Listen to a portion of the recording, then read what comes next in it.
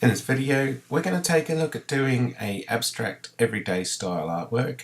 Everyday artwork has become very popular thanks to people like Beeple, who post these images up every single day, and it just helps you improve your skill sets, and you can expand your style just by experimenting with a still image instead of doing an animation. So what we're going to do is something similar to this. We're going to use Skinner. We're going to integrate X particles into the process of doing these everyday artworks because it helps speed up the workflow. So let's get started. We're going to do it from scratch. We're just going to make it up as we go along. The first thing we want to look at though is the Skinner. Now the Skinner object in X particles is a meshing system to mesh particles, but it can also mesh splines and geometry. It can mesh clones. It can mesh anything really that has a point. So let's, for example, put a cube, and if we put the cube inside the Skinner object, you're going to get a mesh on the points because it's talking to points. So for example, if we wanted to do the whole thing, you'd need more points on it. So let's go like that, and you can see it's now skinned the whole cube. So you can, for example, get another one. So just control drag that, put that in the Skinner, and you can move this around. And you can see the meshing system keeps the two together and creates a skin around them.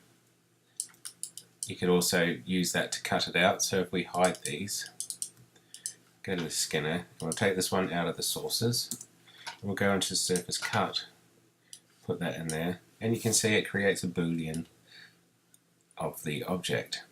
So you can see with the Skinner you can actually do some pretty cool stuff that doesn't rely on having particles. Let's grab a spline,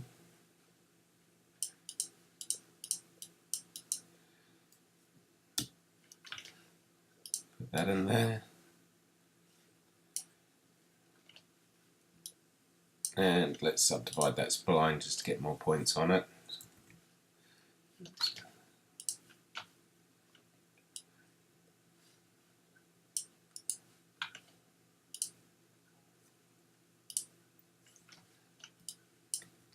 So you can see you can create some really nice blobby meshes as well just by integrating objects with the Skinner.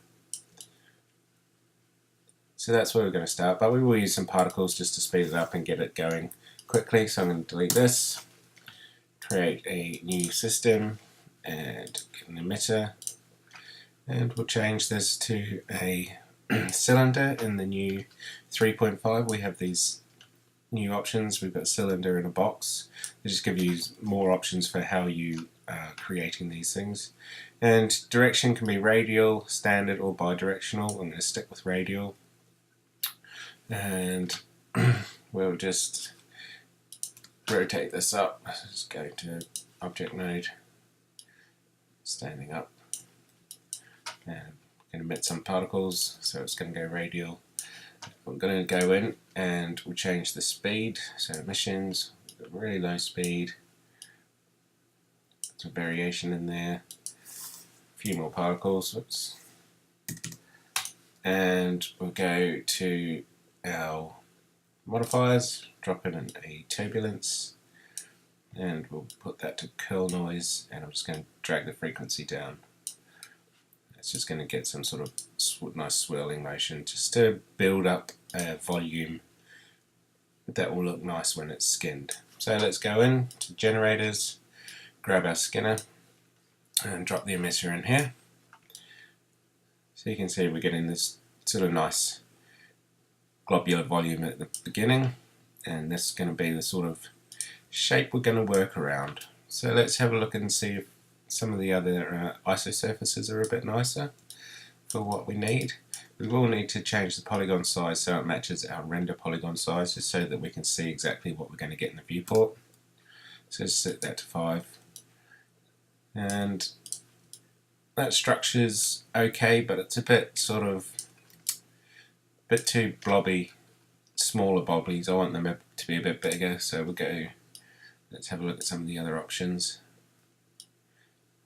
That looks quite nice. Let's turn off our wireframe and select it so we can get a proper view of it. Okay, let's go back. Let's go into smoothing and see if this is going to give us a nicer surface.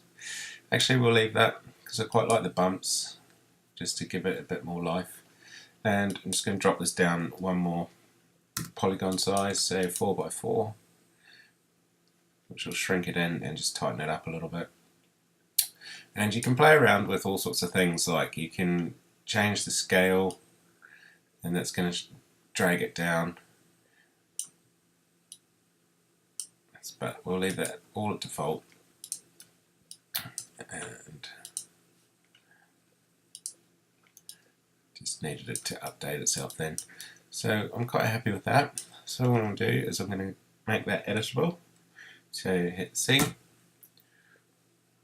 It's going to create our first mesh that we're going to look at. So turn off the system, and don't need the tag on there. So we've got our Skinner object, and that is a polygon object.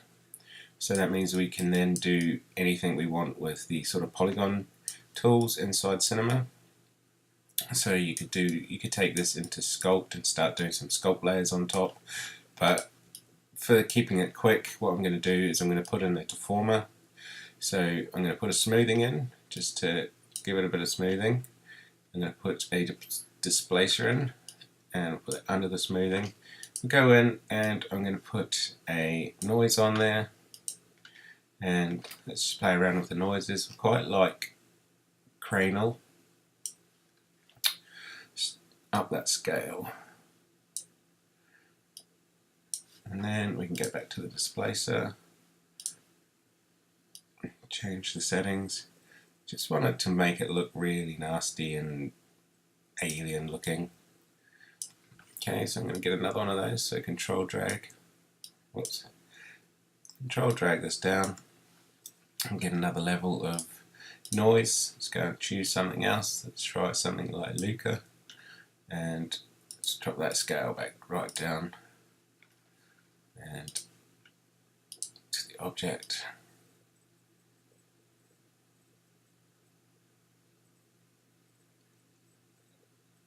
Tweak it to what you want. Actually, I'm going to go to the scale of that and make it really big. Okay, so we'll move on from there. It's going to call this we'll leave it at calling it Skinner, and think about what we want to do next and how we're going to frame the shot.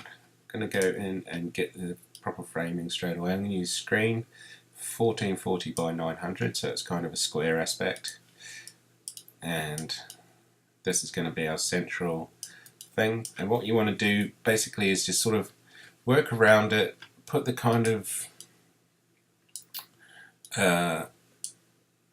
elements into it that you want to, just to define what's going on. So if we go back to our example, you can see we've got some spheres, we've got these little trails, and we'll do these guys as well. And we've got these rings, a big line, and I quite like these lines, so we might put one of those in there, and just to give it a bit more depth. So let's go in and put the line in there just so we can get our framing. So just get a cylinder,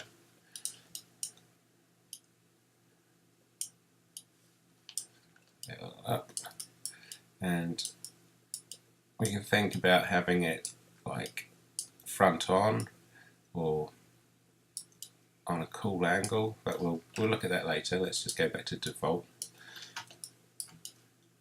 and what I'm going to do is going to get some spheres and some particles in there. So we'll get a ring or a circle spline and set that to Z or XZ, and we'll scale that out. Put it on an angle like so. Bring it down. Okay, so we're going to get another. We can work within this system actually. Let's go and grab another emitter. And with this emitter, we're going to go to Object, change the emitter shape to Object, and drop in our cylinder. Now, by default, the particles on a spline won't do any emitting because they're not being told where they're going to emit from.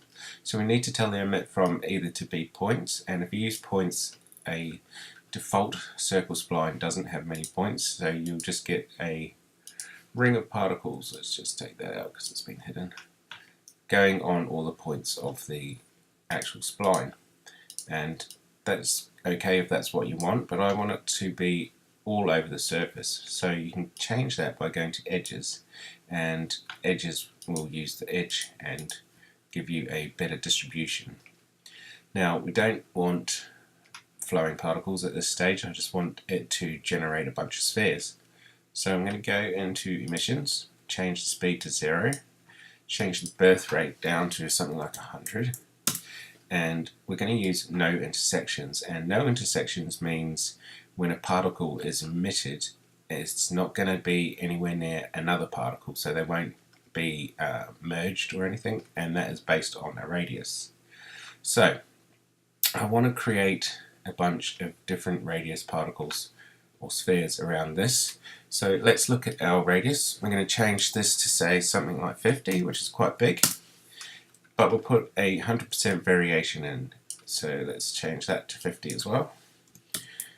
And that means all the particles are going to have a variation matching the radius. So that's good. And then we need to be able to view it. So we go to our display and we'll change this to circles filled. Let's go back to frame 0 and go up 1 frame. So you can see we're getting just a couple. Now we want some more, so we'll go to our emissions and we'll put that back up to 1000. Go back the frame and then up 1 more frame. And I'm using F on the keyboard to go back and G on the keyboard to go forward a frame. So that's giving us a few particles, but I think too many. So I'm going to go back to say 500, and the maximum size is too big, so let's change that to something like 35. And you can see the variation matches because the variation on radius has to be no more than the maximum size you have here. It can't go above. It can always be less, but it can't go above the maximum size you have. So let's see how many we get now. Okay, that's a bit better. Maybe a couple more, so let's try 600. Cool, let's work with that. Might try a little bit bigger. Let's try 40. Okay. Change the variation to 40. Right, let's work with that. So that's creating our spheres. Now let's actually make these spheres. I can delete this system, don't need it. Go into our X particles, we're going to get a generator, then we're going to get a sphere and change that to icosahedron. Drop that in the generator and then make sure the generator is talking to our emitter. So it's going to create spheres, and you can see they're all even, and that is because our generator object is referencing particle scale. And if we look at our emitter, particle scale is set to 1 to 1. So what we need to do is make sure the generator references particle radius. Let's go back to the generator, change that to particle radius. And you can see it's now creating the spheres as we have them set. There's a little bit of intersection going on, but that's alright. That should work for what we need.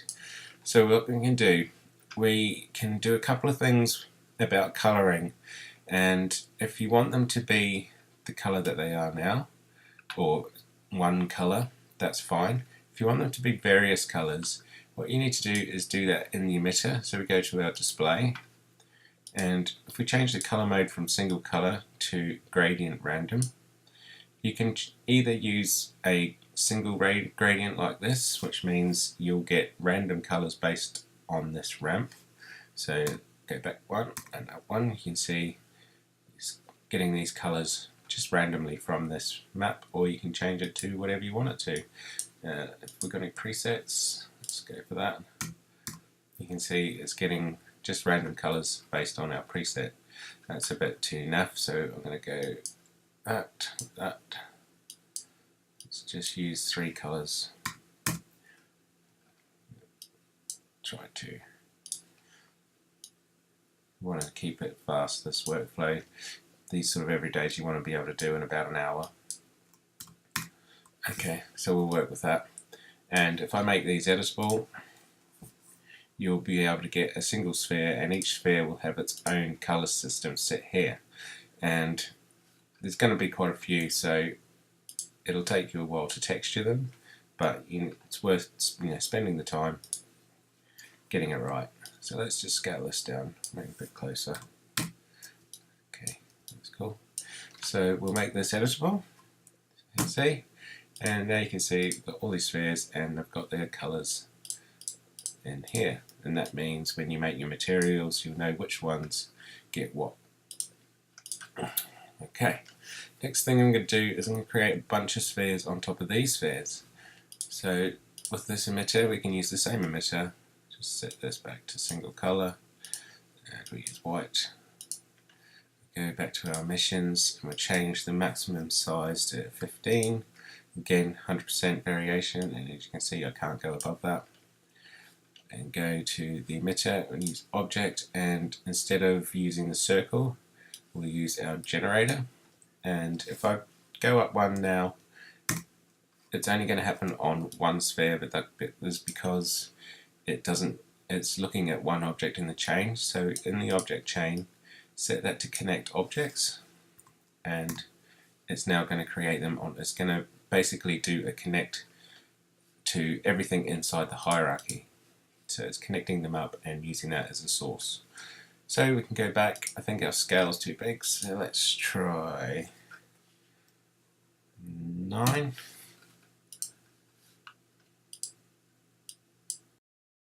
And let's crank up our birth rate. Let's see if 1,000 is enough. No, want more. Let's go for an extra 0.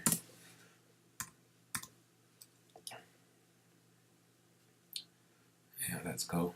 So we've got spheres on spheres, but they are intersecting. So what we actually need to do is let them move off the surface slowly. So let's put a really slow amount of speed on there and push play. I should want that to be a shot, so the same amount.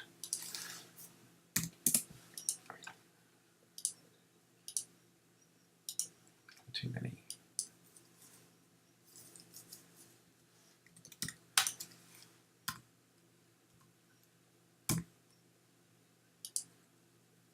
And then let it play until they're all off the surface, just enough.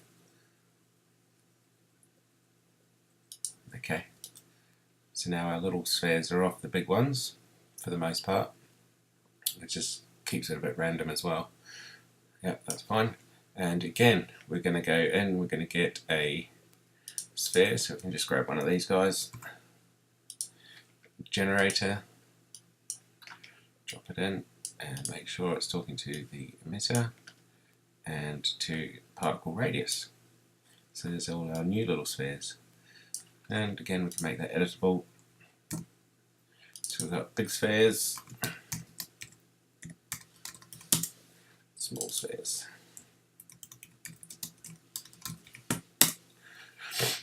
Right, that's looking quite cool.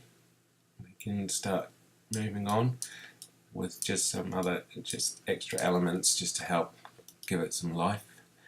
So let's get a couple of tubes in there.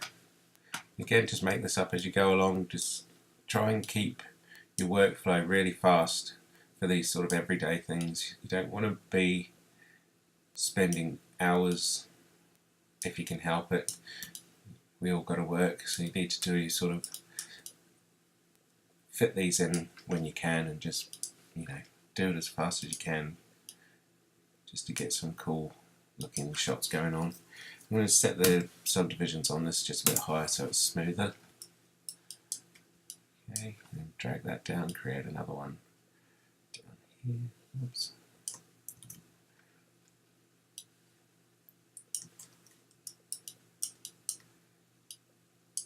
Keep in mind your framing.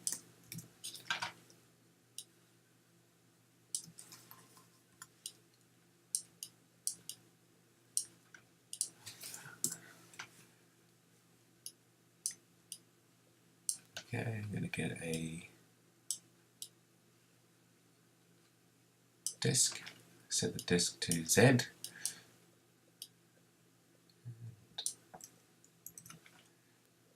Bring out the radius. Where is it?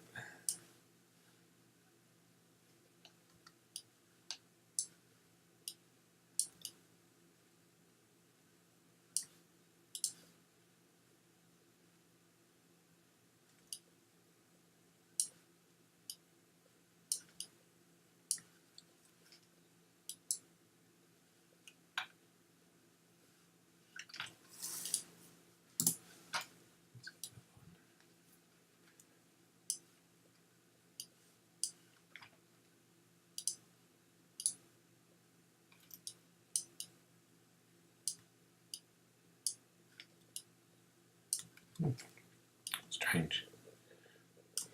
Disk on Z equals nothing in the viewport. Let's keep moving on.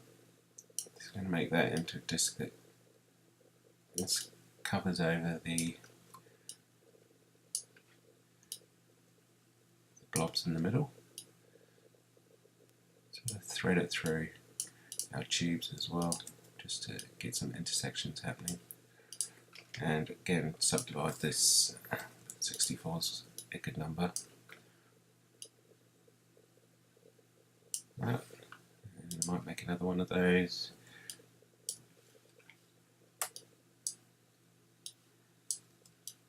Just make it up as you go along. If you want to get some geometric stuff into there as well, helps with the randomness.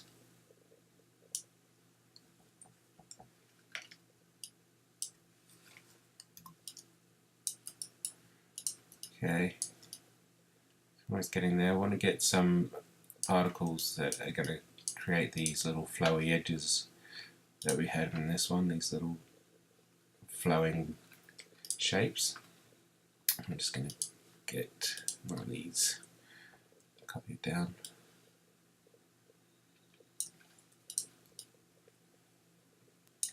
So let's create that. Delete this guy.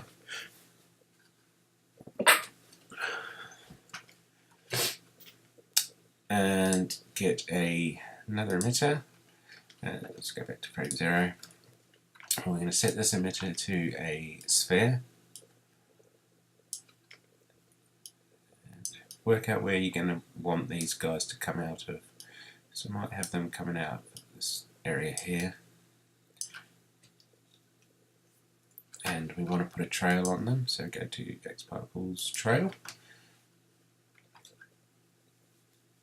And we want to get some turbulence again into there, so XParticles, modifiers, motion, turbulence, and we'll use that same system. We'll go to cool noise, drop down the frequency.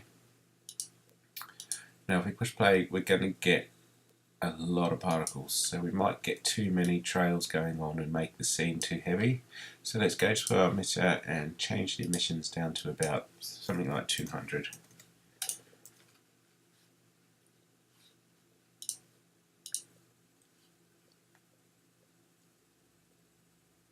Let them play for a while, see what sort of shape you're getting with your turbulence modifier and if it works for your scene. So we're getting a lot coming down the back here. That's looking quite nice actually. So I'm going to stop that there and get the trail, make that editable, hit C on your keyboard, and we can get rid of these guys now. So you can see the workflow is using XParticles as you need it, just create your element, move on. You don't need to keep the emitters and things unless you need to, go back to it, but you want to be able to just keep moving forward and forward and forward, not keep going backwards. Just keep it going as fast as you can. So I'm going to scale this up. And I might rotate it around a bit, just get more of it into the scene. Because it's now just a spline, we can do a lot more with it. Let's go to XParticles. We're going to use a spline mesher, and the reason we're going to use a spline mesher is because it's fast and you've got quite a bit of control with the shape that you get out of your splines rather than using a sweep.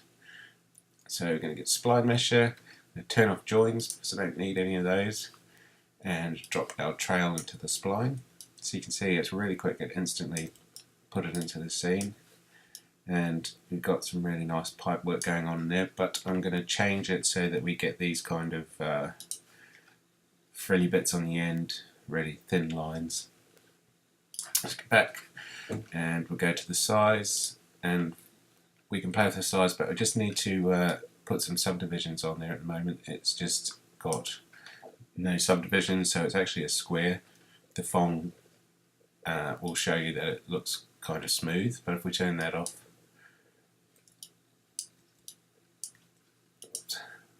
just set that to 0, you can see it's just a square tube. So we can set that back to 40, doesn't need to be 180.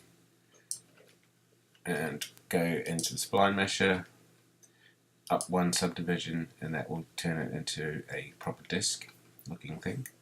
And then we can play with this. So let's get a point here, control point, control click, then one here, then we're going to put another one just here. So first we're going to drag these 3 guys down, and don't make it too thin that they don't render. You want to give it a bit of depth. And then grab these 2 and go down a bit further. And then we can play with our tip. So let's get this guy, put it right down to the bottom so it properly closes off the face. Yeah, that's good.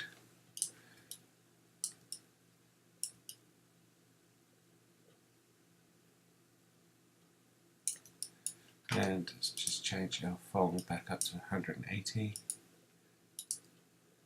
or 80, that looks fine. Smooths it out properly.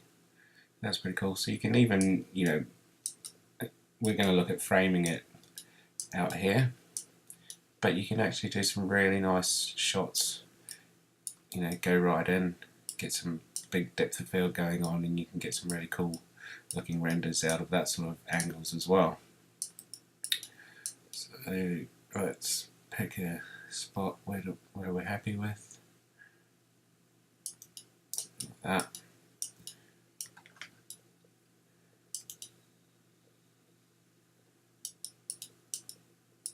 Okay, and then drop a camera in. You can put a protection tag on there just so that it doesn't get moved about. I'm not talking to it, I haven't gone inside it yet, so I can still freely move around. And what we're going to do is start working on a backdrop. So we're going to go to our foreview, our side, work out where the camera is. So the camera's there, so we're going to get our spline tool and create just a linear spline, like so. Select this point here, right click and choose chamfer, and chamfer out so you get a nice rounded back, like so. And in the top view, we're just going to put that here. It's quite big, we've got to get it outside of the camera frustum. Control drag there, and then we'll put that inside a lathe. Not a lathe, sorry, we want a loft.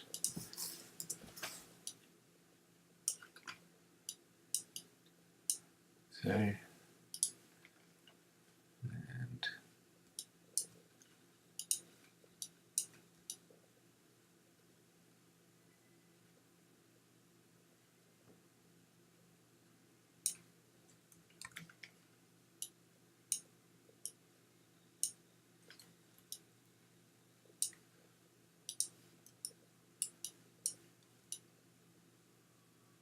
looks like we've got back face culling on.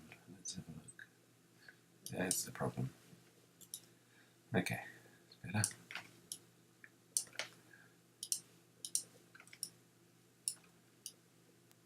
So we've got our backdrop. Now we've got our camera that we can go to.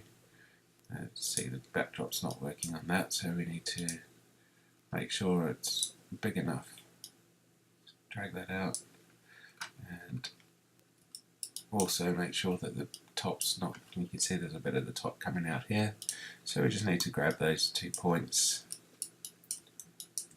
drag it up, that's it, that's out of the way.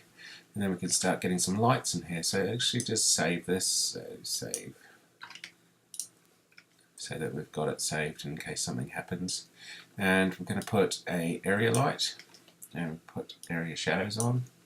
With the area light we're going to drag that up and make sure it's facing down. Because we're using an area, you have to have the Z axis facing where you want the shadows to go. So I'm just going to rotate this, make it down, and then we can move it up, and you can see how the Z axis is pointing down.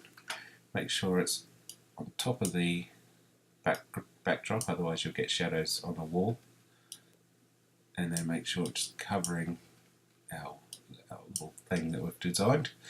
And we'll go in and we're going to choose, we'll leave it at white, but we'll go to details and make sure it renders in reflection so that it's seen by some of the things that have reflections on them. Default lighting now is going to be really dark around here.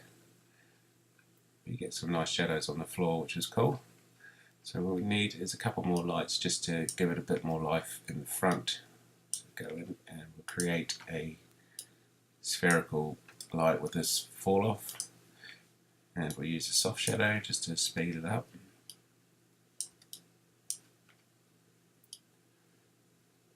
And colours, use whatever colours you like. I'm going to go for sort of a soft pink colour on this one over here.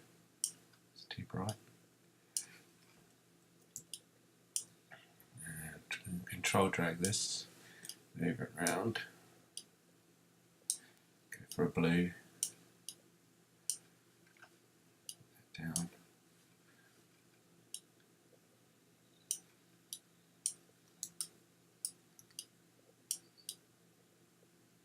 That.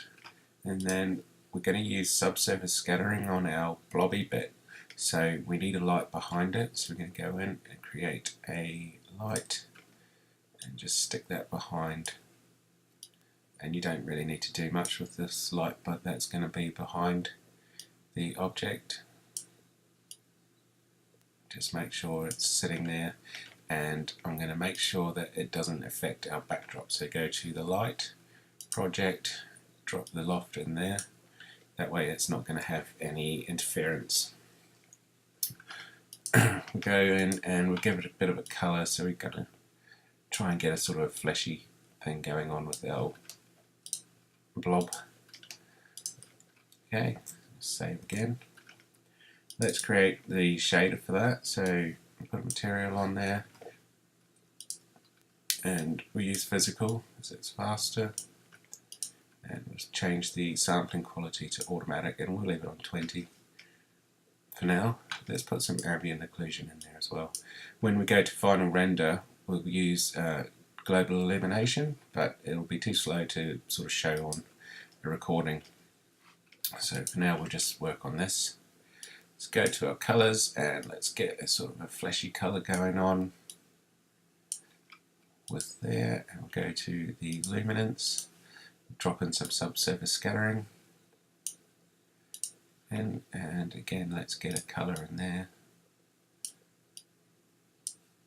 Change the strength, let's make it about 200, path length something like 2, and let's see how that renders. We'll just do a render region.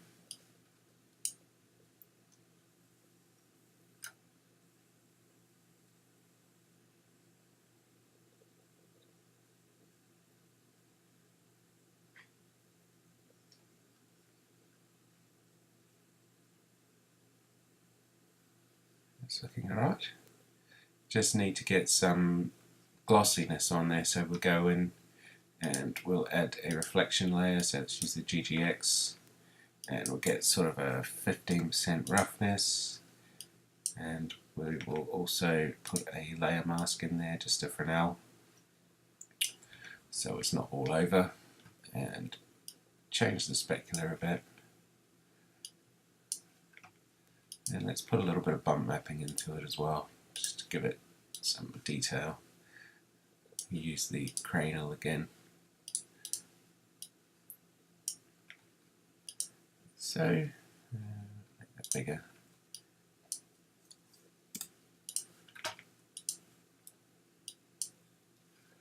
Okay. Next thing we'll do is these pipes. So we'll go new material and just make it dark.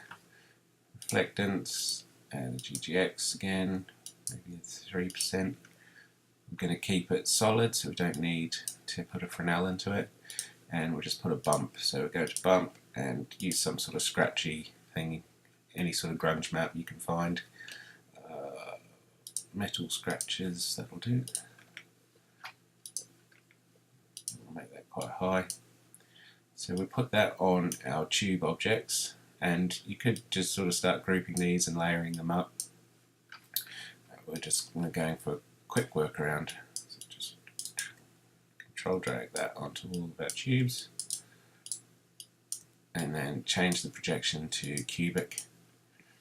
So, and we've got these guys, this is all the luminance, so we go in, create a single luminance shader, and change the brightness up, so let's say 300%, and that's going to be a sort of turn it into a light emitter when you use global illumination. Control drag. So that's those guys, and then we're going to create a sort of a luminant semi-transparent material for these white spheres. So I'm just going to control drag this one, drop the luminance back to 100, add a transparent layer, and we'll set that to 1.1 in the refraction index, and then drop the strength down quite high so it's semi-transparent, and then again we're going to put reflectance on top of that. Add a GGX, blur it out, and again we want Fresnel.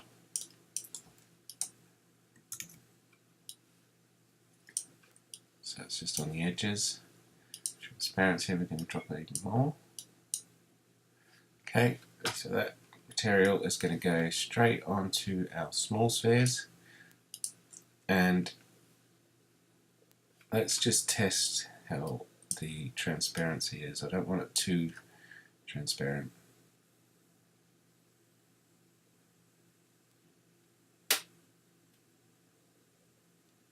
As you can see, render time's going to be pretty slow. Yeah, that's quite nice. It's kind of like a pill.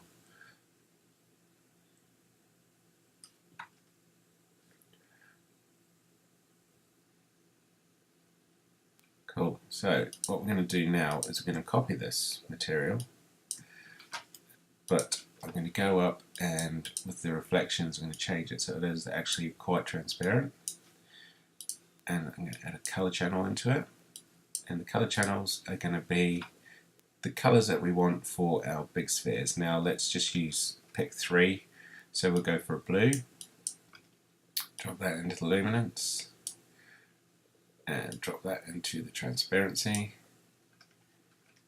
We can go even higher now.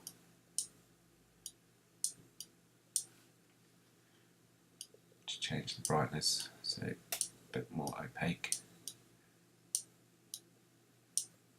Cool.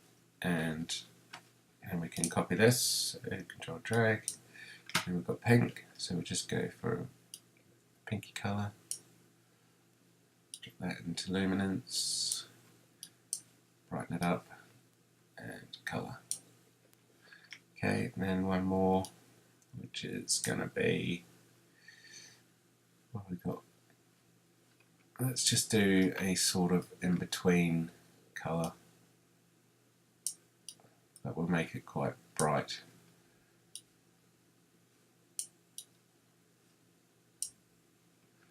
Okay, then just want to randomly texture some of these big spheres. Here's our 3 colours. 1, 2, 3. And just control drag them down.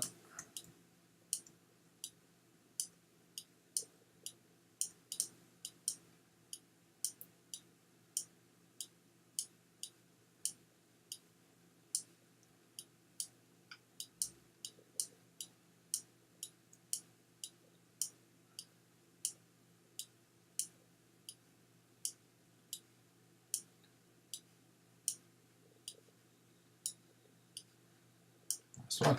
Okay, so that's their textures. And the last thing we've got is our trails.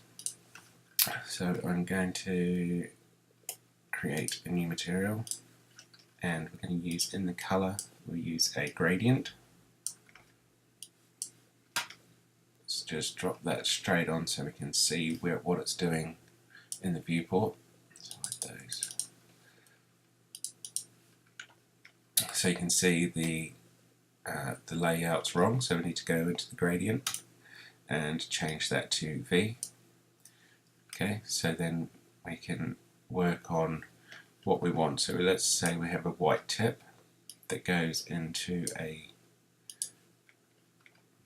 blue colour. Let's get that.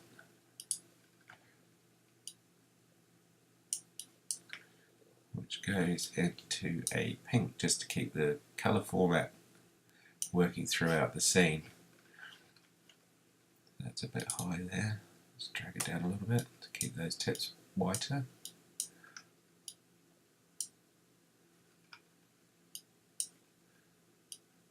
It might go darker at the end.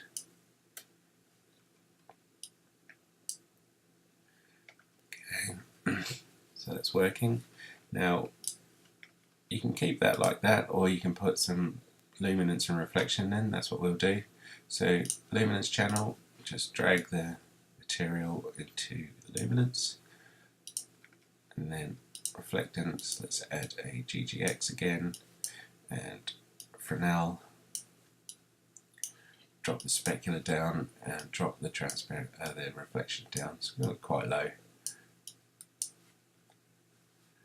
Right, that's cool.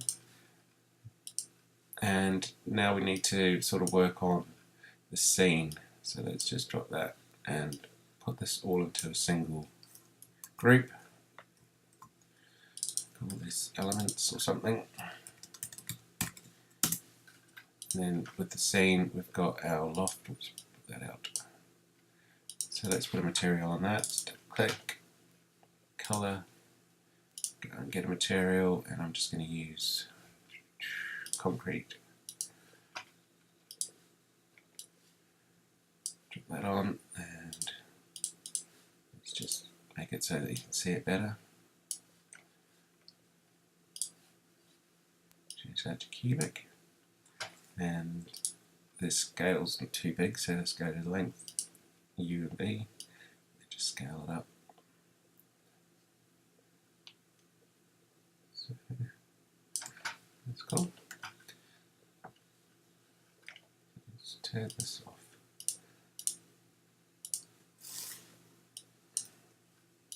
Just want to change the framing slightly.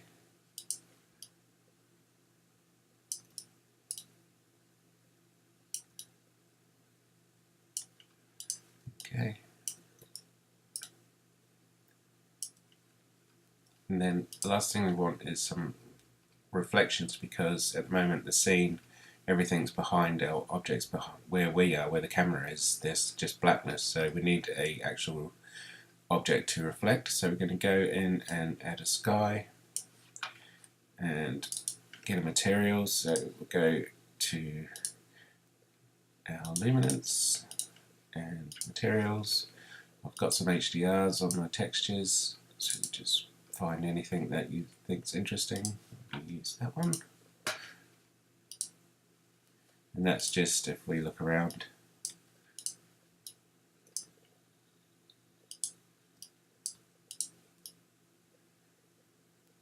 created a, put the texture on the sky. It's just going to give the environment something to reflect.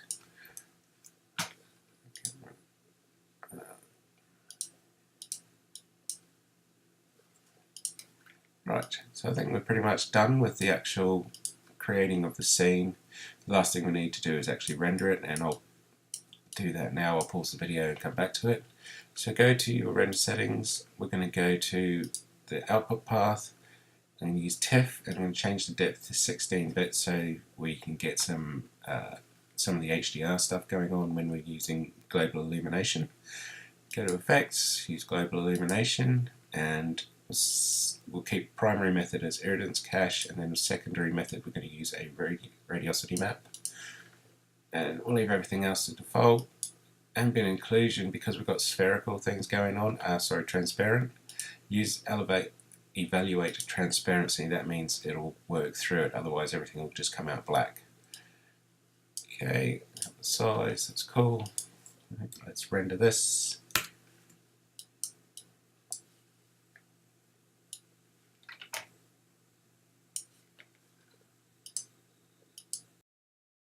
Okay, so that's finished, and here's the final result. Took an hour to render on my iMac, which is quite a long time, but it's using physical and global illumination, so you can speed that up, or even better, do it in something like Octane or Arnold. So that's an overview of doing abstract everyday art.